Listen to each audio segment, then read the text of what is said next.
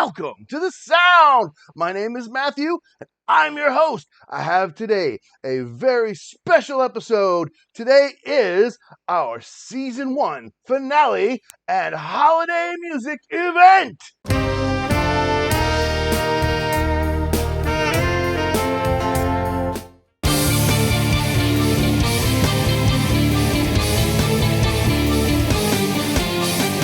Joining me today, I have Jennifer Valaquette, fellow music teacher and also a saxophone player and flute player. How you doing today, Jennifer?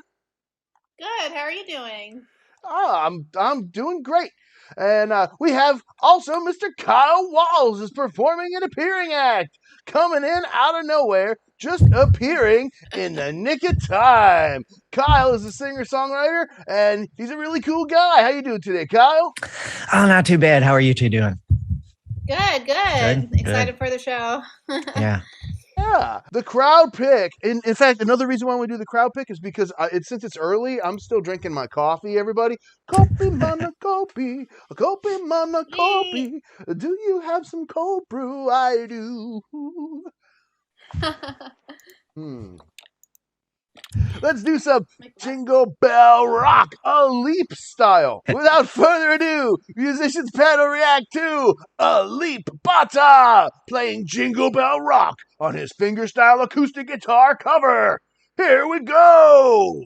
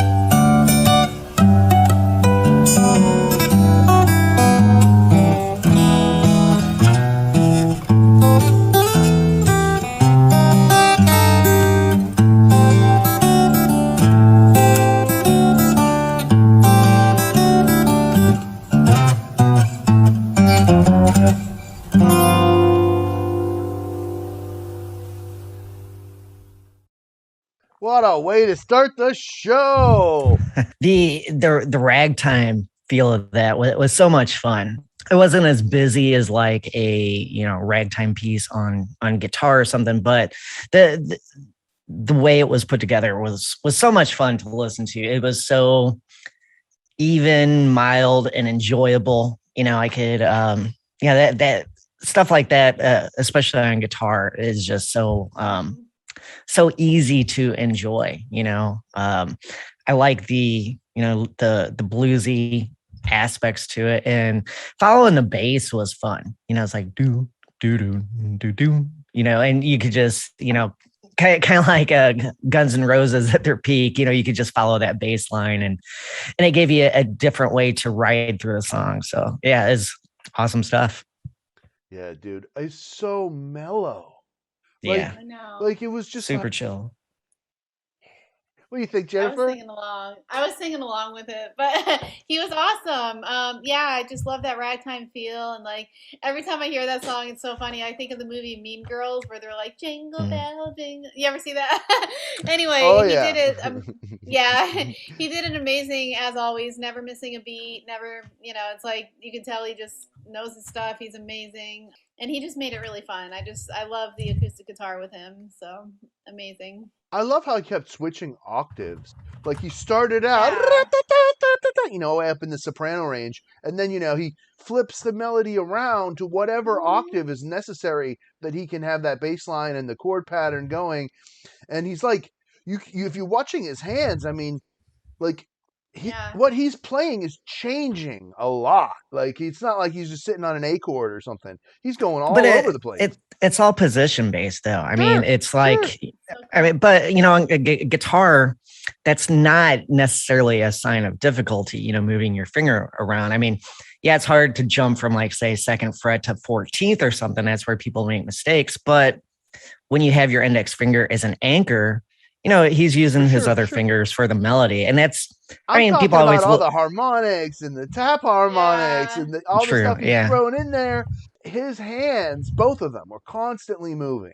Is what I'm saying. I'm not How trying to did say Yeah. it was how did super oh hard. sorry. I'm trying to say there's this constant motion, this constant change happening in the music, and yet it was never rushed. It never lost any of Mhm. its mellowness. In Yeah. fact, Yeah. if anything, it got mellower as it went. And that's hard to do, especially when you're doing something so busy and involved. That left brain wants to get in there and push and make you rush. And that's a sign of seasoning, that you're able Mhm. to sit back and just lay in that pocket, you know? That's what I'm trying to say. This was not his most Right. technically challenging piece by any stretch of the imagination. What was so nice about it was the fact that, regardless of the fact that there was a little bit of difficulty to it, he made it sound like walking through the park high on a Saturday. Yeah. And I have a question for you guitar players. Since I'm learning, how do you do octaves? Do you just move your hand up and down the guitar for octaves? Is that how you do it, or is there like That a thing you press? that's the simple way. Part of it Okay. is the tuning and what you're trying to do with the melody. Brought up before, Alip is always really good at finding. I shouldn't say finding, putting a song in a key or whatever where the melody is in a certain range where he can do different things with the harmonics, Right. and it just kind of depends because on guitar you got about two useful octaves for melody, over the Mhm. bass note because the way the strings are usually set up. And the way that standard tuning and most tunings give you that range. So it's within reach without having to do something crazy Yeah. with your fingers. You got that within like 3 or 4 frets. Right. Yeah. Yeah, we haven't quite gotten to octaves yet, but I know we will eventually. But yeah, and I noticed that with the Leap songs. Like yesterday when I did the song Numb with him for the karaoke, I had to decide, do I want to play it high or do I want to play it low? And it was kind of one of those things where like I couldn't, because of how he did it. Yeah, And you it was got it. pretty cool. Yeah. If he plays Mhm. a song in between tuner keys, which on the Mhm. guitar is absolutely freaking fine, right? Who cares? You're playing a solo guitar. You don't have to be in tune to a tuner, right? A tuner Right. is just like this arbitrary frequency. What matters is that, Mhm. the harmony sounds good with the melody. That's what matters. It doesn't matter Yeah. whether, you're at 440 or if you're at 440.2 or 439.97. That doesn't matter. Mhm. A lot of times when I'm collaborating live on the saxophone, that is the hardest, most challenging Yes. part because most of the songs are pretty close in tune with 440. So most of the Mhm. songs with one mouthpiece tweak, I can be with him. But Right. It's every once in a while, he'll do that song where it's between E and E flat somewhere in mhm. tuning. And I have to decide, do I want to tune down or do I want to tune up? And so Yeah. at that point, it's literally which is closer, right? I had that issue yesterday, and like so, I decided to play it down the octave because The the tuning octave, I'm sounded talking better. about a half step. I'm not talking about an No, no, octave. no. I know.